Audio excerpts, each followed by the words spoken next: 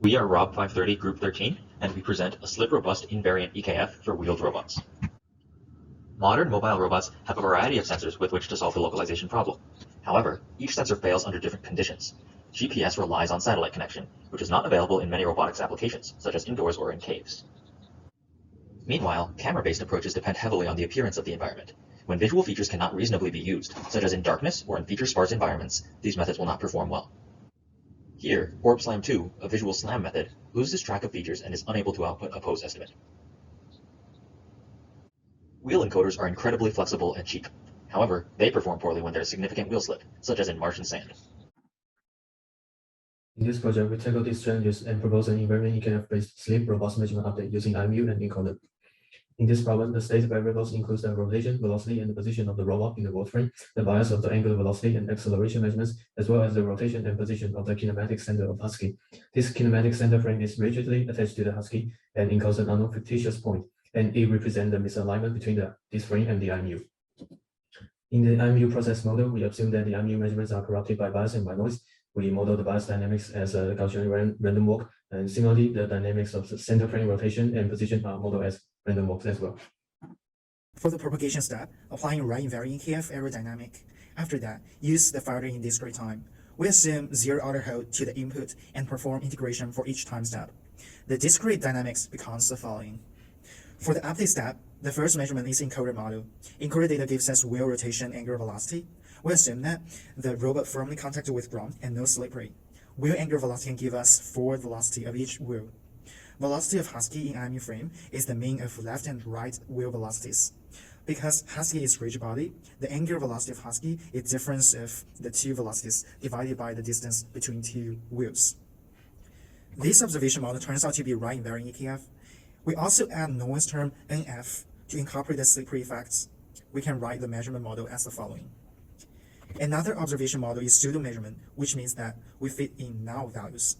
In this model, we assume a kinematic center of Husky, and in this center frame, the lateral and vertical velocities are roughly null, even if the motion is 3D. This assumption is quite common for cars moving forward on human-made roads or wheeled robots moving indoor. Here, we implemented and tested an encoder-only invariant EKF algorithm using a dataset collected by Husky on the parking lot near the Ford Robotics building. It can be seen from the results above that the encoder-only trajectory closely follows the trajectories produced by visual odometry and Orb Slam 2, indicating that the state estimation works well given the nature of our measurements. Moreover, it can be seen that the GPS data is very noisy and had an outage midway through the run, making it less reliable. On a side note, all of these trajectories are plotted with respect to the world frame. On this plot, we compare the performance of our algorithm to the camera visual odometry ground truth. We observe that the orientation, velocity, and position of the robot in the world frame converge to the visual odometry results. From the observability analysis, the orientation in quaternion along Z is not observable, as well as the position vector. However, with some tuning, we are able to achieve good results since the right invariant EKF inherently solves this observability problem. For more information about this, you are welcome to check the first paper in our references. Also, it is worth noting that we are able to observe a constant angular velocity bias on the y-axis of 0.5 radians per second. Second, we implemented and tested an encoder pseudo-measurement invariant EKF algorithm on the same dataset. Indeed, we obtained similar results to the previous encoder algorithm. Here, we compare the performance of this algorithm to the camera visual odometry ground truth. We obtained similar results to the encoder-only algorithm. However, by adding the correction using pseudo-measurements, we are able to estimate the orientation and position of the kinematic center in the IMU frame. These results imply that the center is not fixed with respect to the IMU as opposed to our initial assumption. Here, we showed conversions for some state variables aligning with the observability analysis previously discussed. Indeed, it can be seen that for an initial orientation of 65 degrees along the z-axis, the x and z positions as well as the z orientation quaternion of our robot do not converge to the visual odometry results. However, the velocity vector is observable as seen by its contrast conversion. On this slide, we present a comparison between the performance of our two state estimation models and four other models, including GPS, Orb Slam 2, odometry, and camera visual odometry. The performance of the models is compared based on 5 different criteria. As the table shows, both of our models perform well under these criteria, while all other models have shortcomings in at least one of the categories. Although our proposed solution to the given problem produced good results, there are some limitations that need to be considered. Firstly, the problem is formulated for the 2D environment and does not translate smoothly into the 3D environment. For example, when the team applied our developed method to a dataset collected on a bumpy ground, that generated quick changes in the velocity along the z-axis, which negatively affects our state estimation. Second, our pseudo measurement model works only when we know the kinematic center location for the Husky.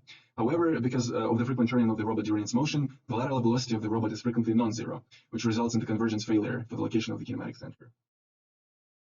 In conclusion, this project incorporates IMU and encoder propagation and measurement models for sleep-robust state estimation of a wheeled robot. Despite some limitations, the algorithm produced great results and opened the door for various interesting future research projects. This brings us to the end of the presentation. Thank you for your attention, and we will now be happy to take any questions that you have about the project.